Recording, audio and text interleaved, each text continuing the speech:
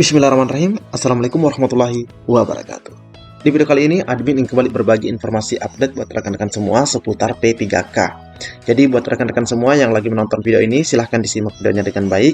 Jangan di skip agar tidak salah dalam memahami informasi yang admin bagikan.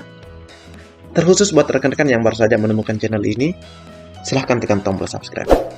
Jangan lupa aktifkan lonceng notifikasinya, agar rekan-rekan tidak ketinggalan dengan info-info terupdate setiap harinya dari channel ini. Jika ada suara-suara berisik, abaikan saja. Oke, kita lanjut ke info intinya. Yang pertama, di sini admin akan bagikan informasi dari Menpan RB. Nah, di sini ada surat bernomor 230 tahun 2022. Nah, surat ini dikeluarkan pada tanggal 16 Juli 2022.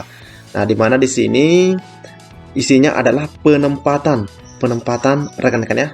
Penempatan beberapa orang di sini, ada jabatannya, ada kualifikasi pendidikannya, dan tempat kerjanya atau penempatannya, rekan-rekan ya. Nah, kita lihat dulu isi suratnya. Menteri Pendayagunaan Aparatur Negara dan Reformasi Birokrasi Republik Indonesia. Keputusan Menteri Pendayagunaan Aparatur Negara dan Reformasi Birokrasi Republik Indonesia tahun nomor 230 tahun 2022, yaitu tentang penetapan kebutuhan dan pengangkatan tenaga honorer dan tenaga kontrak di lingkungan pemerintah Provinsi Papua menjadi aparatur sipil negara. Pastinya ini menjadi kabar gembira buat rekan-rekan yang ada di Papua, rekan-rekan ya. Jadi kita di sini dulu, di mana di surat ini dikatakan bahwa terdapat tenaga honorer kategori 2 atau ex-THK 2 yang tidak lulus seleksi calon pegawai negeri sipil tahun 2013 dan tenaga kontrak yang mempunyai masa kerja lebih dari 5 tahun dan sampai saat ini masih aktif. Bekerja secara terus-menerus di lingkungan pemerintah Provinsi Papua. Terus di poin B, bahwa tenaga honorer dan tenaga kontrak tersebut, maksudnya yang ini rekan-rekan ya, sangat dibutuhkan oleh organisasi dan secara selektif akan diangkat. Nah, ini akan diangkat sebagai aparatur sipil negara. Wah, luar biasa jika memang benar, rekan-rekan ya. Sehubungan dengan huruf A dan B, dipandang perlu menetapkan kebutuhan dan pengangkatan. Jadi ditetapkan kebutuhannya dan pengangkatan tenaga honorer dan tenaga kontrak di lingkungan pemerintah Provinsi Papua menjadi aparatur sipil negara. Rekan-rekan ya. Jadi yang THK 2 yang tidak lolos seleksi CPNS pada tahun 2013 dan tenaga kontrak yang mempunyai masa kerja katanya 5 tahun itu akan diangkat menjadi aparatur sipil negara. Rekan-rekan ya, ini di Provinsi Papua. Nah, memang kita ketahui bahwa Papua itu memang mendapatkan kekhususan dibanding daerah-daerah lainnya, rekan-rekan ya. Apalagi mengingat Papua itu ada pemekaran, rekan-rekan ya, ada provinsi baru. Jadi ini ada surat edaran yang dikeluarkan Pan RB tentang pengangkatan honorer di Provinsi Papua. Bahkan di sini kita lihat kualifikasi pendidikannya, ada yang SMA. Nah, ini ada yang SMA IPS, ada yang S1 Pendidikan Sejarah, ada yang Ilmu Pemerintahan, ada S1 Pendidikan Agama Islam, terus ada Teknik Metalurgi, SMA Bahasa, Teknik Sipil, dan sampai berapa ini? Ada 24. Ini sampai 24, rekan-rekan ya. Nah, pastinya rekan-rekan juga yang selain dari Papua ini, atau bahkan yang dari Papua bertanya-tanya apakah benar mengenai hal ini, bahwa yang nama-nama tersebut di sini, nama-nama yang ada di sini itu akan diangkat. Nah, kita tunggu informasi selanjutnya mengenai hal itu, rekan-rekan ya.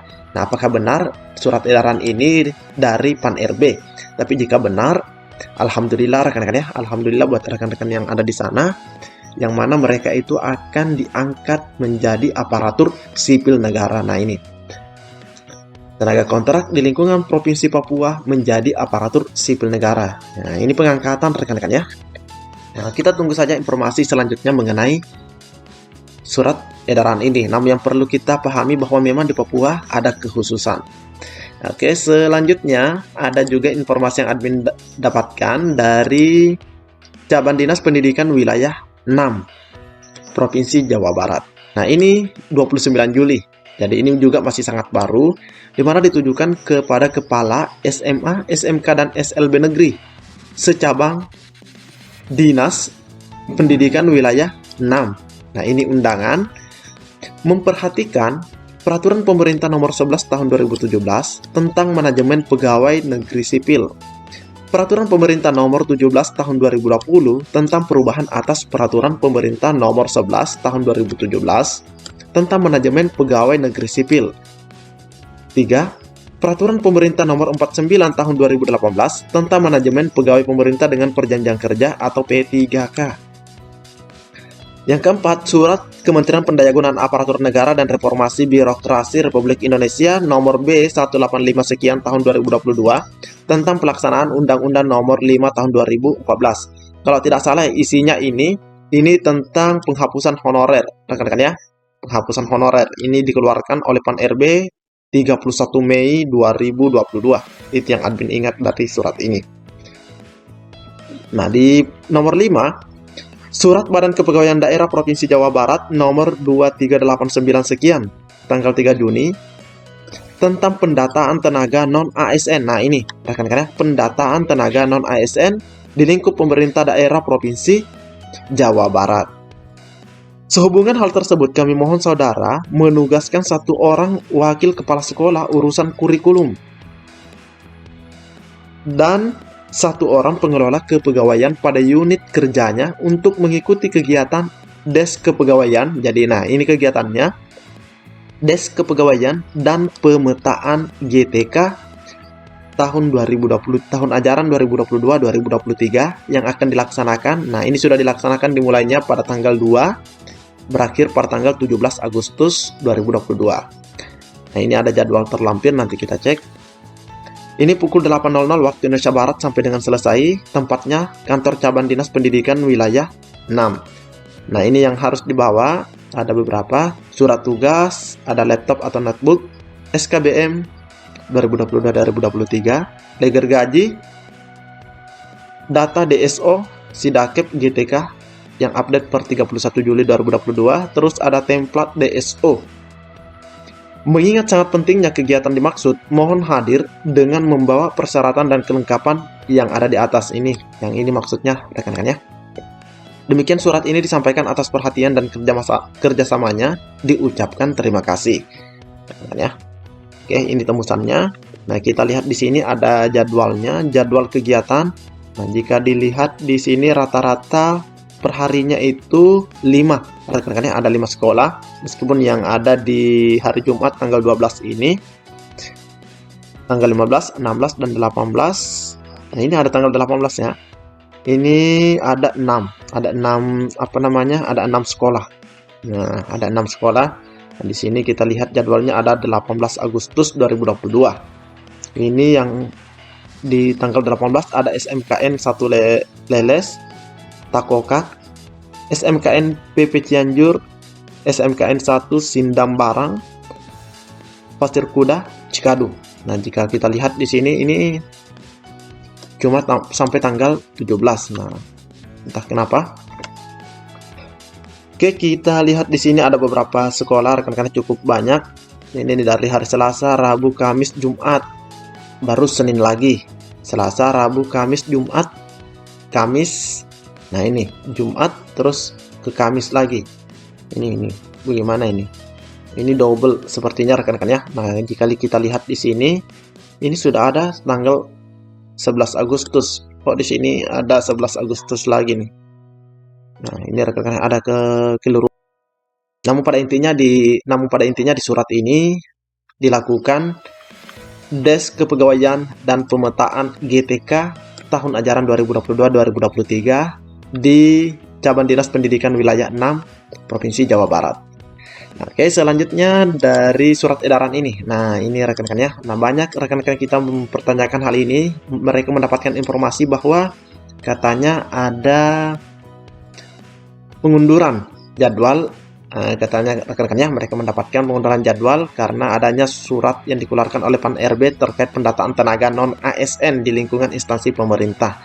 Nah, mengenai hal ini, admin juga pertanyakan kepada kepada Kemendikbud, rekan-rekan ya. Ya, kepada Kemendikbud mengenai hal itu, izin bertanya, apakah seleksi P3K 2022 digelar bulan Agustus ini?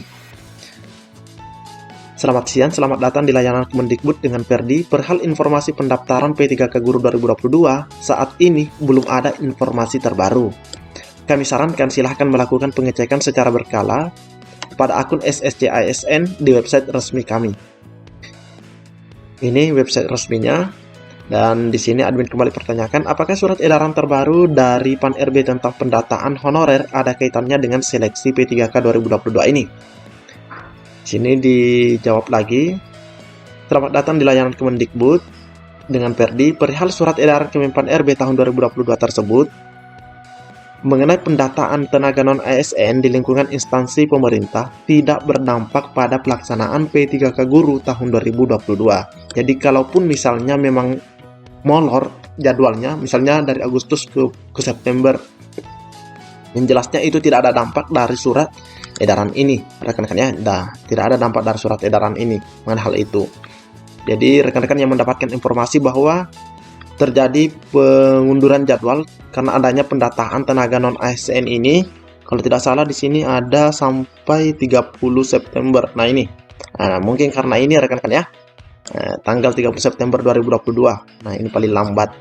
Mungkin karena ini sehingga mereka mengatakan bahwa ada pengunduran. Nah, tapi Kemendikbud mengatakan tidak ada, rekan-rekan ya, tidak ada. Jadi mengenai jadwal pelaksanaan seleksi P3K 2022 itu tidak ada kaitannya dengan ini jikapun harus molor. Nah, jadi inilah informasi yang dapat admin bagikan mengenai pendataan dan juga mengenai pengangkatan di Papua. Demikianlah informasi yang dapat admin bagikan. Lebih dan kurangnya admin mohon maaf. Assalamualaikum warahmatullahi